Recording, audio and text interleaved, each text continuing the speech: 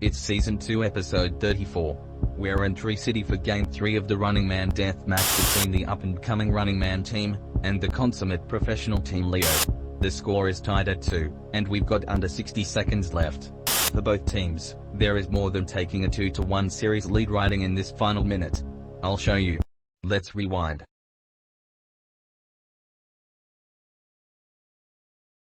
It's been a while. The Leo tribe is not contended or ruled the world. Luckily, they have to thank this guy for bringing back the royalty and glory they endured back in their times of ruling.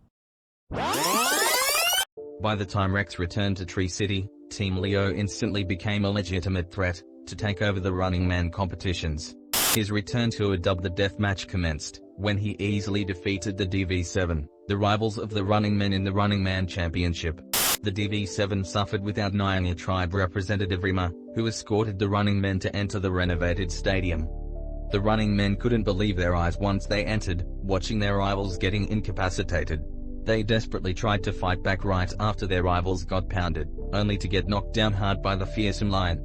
Rex felt very confident after he crushed the DV7, proving that his tribe will not only rule the animal kingdom once again, but also cement his legacy to form a new Leo dynasty. Although Rex demanded to face off against the Running Men, Liu, the Bug Tribe representative, taught his teammates about staying strong and courageous.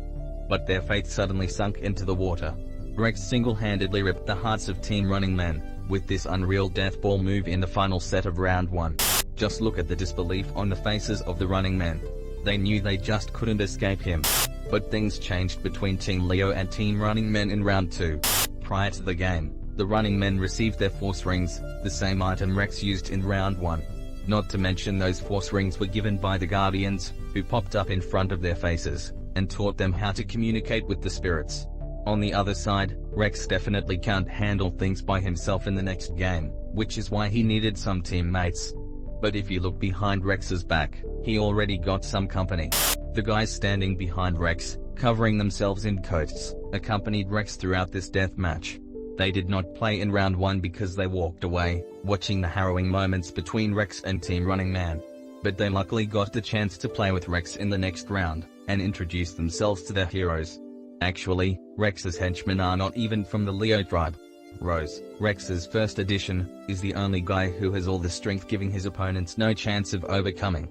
In his first taste of playing with Team Leo, he kept chasing after the Running Men whenever he saw something round, like Pala's cane, Lonky's horns, and Popo's spectacles.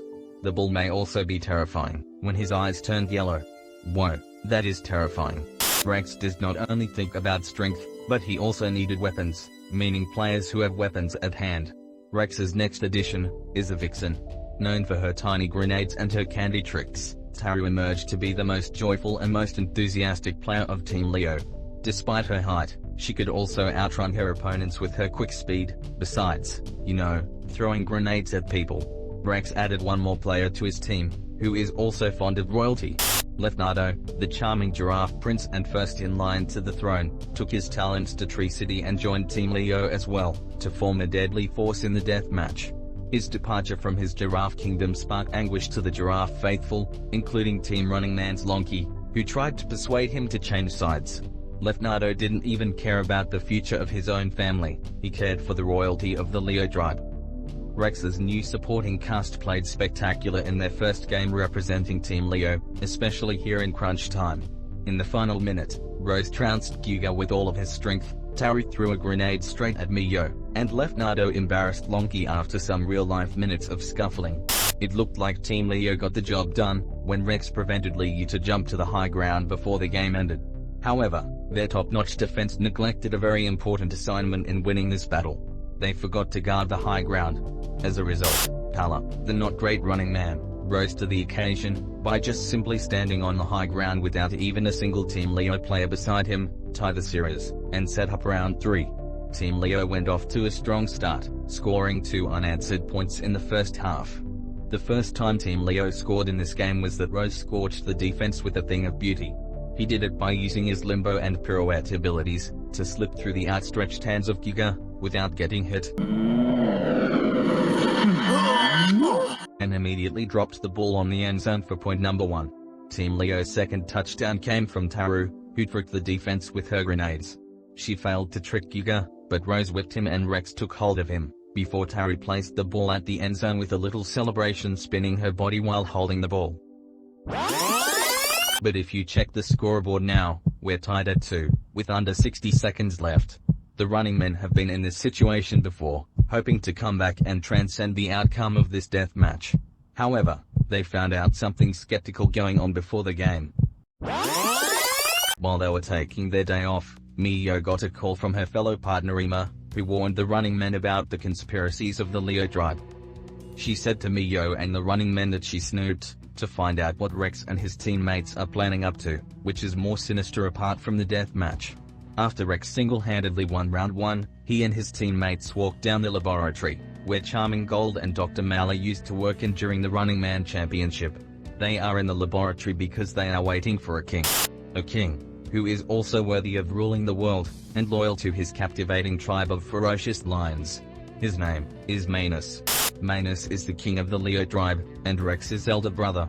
Like Rex, Manus also wanted to return back the glory of his royal family after disappearing for quite some time. While Rex and the others are waiting for Manus, he's in Old City to repossess the force ring that Akong stole from him in the old days.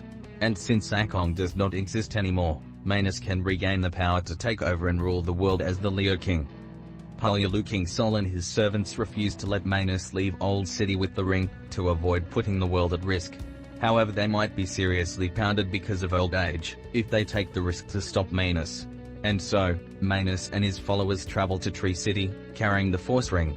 But once they are about to leave, Manus precisely discovered that there is a spy who's snooping at them. He told one of his followers, who also wear the coats Rex's teammates wear, to search for the spy. And at once, he did find the spy. Rima was chased after by one of Manus' followers, until she saw another dude to face off. The dude wearing a cat mask threw a bomb in front of Rima, which created a massive hole in the ground. At last, Rima barely escaped from the follower, while hanging onto a grappling hook. The running men, especially Lee, found out that Team Leo's planning something else, and carry it out once Manus arrives at Tree City. After hearing what Rima said, the running men decided to boycott the remainder of the death match, and focus on what is going on with Team Leo, but Rima said that it is risky to do so, that Team Leo might adjust their plans. She wanted to take responsibility of investigating the plan of Team Leo, and give an update to the running men about it. So after making their decision, the running men finally chose to continue playing against Team Leo in the death match. They were quite confident to defeat Team Leo in the next round, even if it is more threatening to deal with. Just like what Lee said here when Pala asked him. Like we said, we beat Rex and his troops in the death match. Therefore, we must crush this next game! Meanwhile in the laboratory, Rex, Dr. Mala, and the rest of Team Leo finally welcomed King Manus to Tree City. Rex even offered to his elder brother a watch, to convince him to fight against the heroes in the death match. Not gonna lie, Manus can make this team deadlier. Team Leo makes a lot of sense, that team would be sick. But right now, it seems that Manus is not playing in the field along with his brother and his fellow teammates. Perhaps, he's on the stands refusing to take part in any kind of competition like this, and watching his team sabotage the Tree City heroes. Or will they? After Team Leo scored their second point, the running men called timeout. Liu changed up his strategy a bit, to penetrate a concentrated attack. This time, all of his players will attack Team Leo's end zone, without anyone playing defense. The plan did help the running men finish the first half strong, and in doing so, the team came through by employing their fresh spirit moves. Lonky flummoxed His Majesty's defense with his stinky spirit power. Popo grew tall to become a giant and pressured the defense. And in the final seconds of the first half, Miyo made use of her new perseverant spirit move, to grip the ball with her grappling hook, and drag it all the way to the end zone, giving the running men their first point, just before the first half buzzer sounds. During the halftime break, Team Leo showed a bit of appreciation to Team Running Man, when they scored their first point of the game. Looks like they're so happy to score 1 point. Good. One has to admire the passion their team has, but that will not change a thing. Except Rex, who remained arrogant to the running men. Get ready. From here on out, we will show them no mercy. Speaking of the running men, they did have another strategy going to the second half. As soon as the second half began, Lonky quickly juggled the ball and faked giving the ball to his teammates, to give Team Leo a difficult time finding the ball. Thus, Team Leo forced the running men to show their hands and find the ball. The ball was not with Liu, nor Mio, nor Kyuga, nor Popo. Team Leo had one last target to find the ball. The last target was Pala.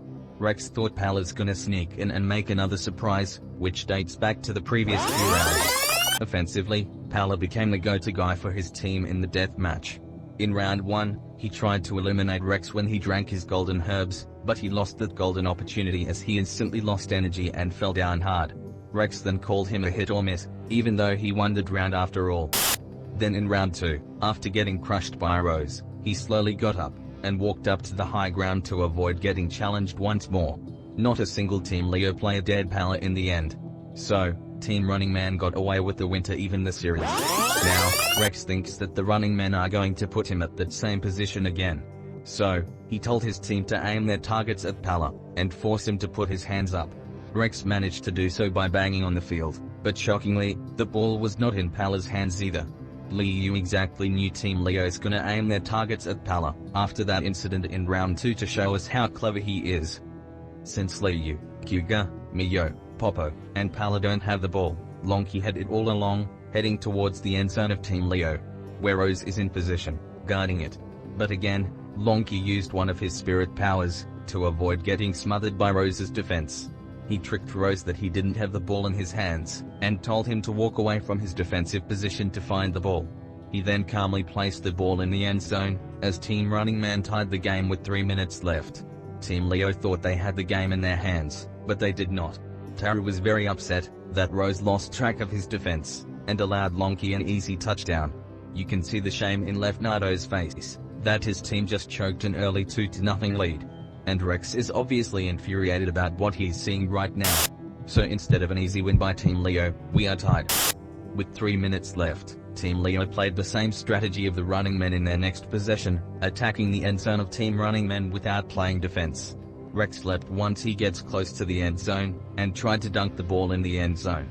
It looked like this deadly move is almost impossible to stop, and this may have just done it for Team Leo.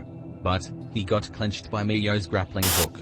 Then Lee fired a bullet to strip the ball out of Rex's hands.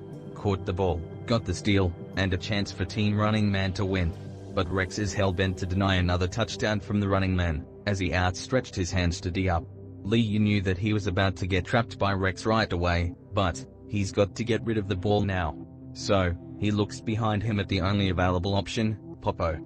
Popo, like everyone else, is a crucial part of this talented group of Running Man players. He is currently the youngest player of the team, the only magician in the team, although he usually got tormented because of his short height. In the Running Man Championship, his Running Man squad won over the brainwashed DV7 in 3 battles, and was the sacrificial lamb the Running Men had, in their battle against Tulkas. Now, this is Popo's time to shine. Despite being small and young, Popo's assigned to take the last shot, with a little help from Kyuga, who propelled him to land him in the end zone while he was holding the ball. Team Leo tried to block Popo's path while he was in the air, but it didn't work. Thrice, Taru got kicked in the arm by Mio, Leonardo got debilitated by Lonky's stench once again, and Rose got bothered by Kyuga. That said, if the Running Men don't come up with a miracle, Popo is gonna lose sleep. In round 3 of the Running Man Championship Finals, Popo and the Running Men faced the DV7, in a series that is somewhat similar to the death match. The DV7 were a super team, and the Running Men then were those same young up-and-comers. The series went to 3 rounds, and that last round went down to the wire. I'm sure that is where Popo wants the similarities to end, because in the first set of that last round, he almost tagged out Sean, but got smooched by her suitcase and got eliminated as the Running Men's king. The DV7 got away with a set 1 victory, and Popo was so close to take that first set. But it doesn't matter, because soon thereafter, the Running Men had complete control to eliminate the DV7, and bring their minds back to normal. In the 3rd minigame of the Running Man Survival, the Running Men played a game of card flipping. This is the 2nd time the Running Men played this game, but things were really different from last time. First of all, their cards got mixed up. And second of all, Pala got electrocuted that he neither can take his own card from Liu, nor switch cards. But lucky for Popo, whose battle with Mio, he got Liu's bounce card, which is finer than his own pocket card. In his first move, Popo tried to imitate Liu, as he bounced the card as hard as he could, to create a towering flight, and put gravity on his side. But Mio barely survived that. Lonky's prince card got away from that plummet. Then, Mio did what Lonky does, imitating Lonky's character and card flipping skills, as she utilized Lonky's arms of the mighty wind move, to create an extreme wind ghost. The bounce card did not stand a chance against the wind, got blown away, and lost, in front of a celebratory dance from Mio, pretending to be Lonky. Then, a sentiment followed him throughout his Running Man career. He currently shoulders a lot of the blame for his losing as a running man. And that's kind of fair considering 1, he is still young, and 2, he imploded like a dying hero. And the losing continued in the final set of round 1 of the death match. With the ball in his hands, Popo has got past it to Liu to move the ball. There was no need to rush. But he panicked and threw the ball away, which landed straight into Rex's hands. He managed to get away with an out-of-bounds ball save after Rex threw it straight to Liu's head, but unfortunately, he stepped out of bounds, and was out for the remainder of the set, which the running men couldn't survive thanks to Rex's game-winning death ball move. But look, this is a big game. Today, Popo's got an opportunity to put an end to losing, to rise to the occasion and prove once and for all, he can give his team a victory against a very dominant team, by making this touchdown heave. Yet, Popo remained quiet today. His defense with Lonky got abused in the first half. His giant spirit power did not work either because, he got jabbed by Leonardo's foil, and got his whole giant body shoved by Rose before he won pathetically. Popo has been struggling all series long, especially here in round 3. But even the running man fought back. He's still going to make this game-winning touchdown. Putting it all on Popo is slightly risky, considering he's blown last-ditch opportunities in previous competitions, in previous team battles, and even in previous games in this death match. The young and talented running men need a miracle to stun Team Leo one more time and turn this death match around. Team Leo needs a stop to prove that they are the rightful elites in the animal kingdom, and to conclude a new dynasty of their own with a win. A win which would make their Leo king proud, who waited enough to take over the world, and relied on his brother and some foreigners to take control of the death match and crush the Tree City heroes. Here we go. Welcome to a moment in history.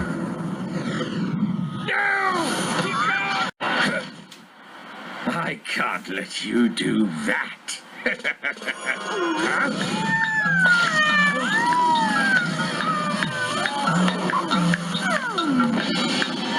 Spirit of the balloon! Thanks for watching. If you want to learn more how Rex single-handedly crushed the running men in round 1, we've got a whole deep rewind about it. Or you can just watch these other episodes over here. And as always, don't forget to hit that subscribe button for more content, and I'll see you in the next episode.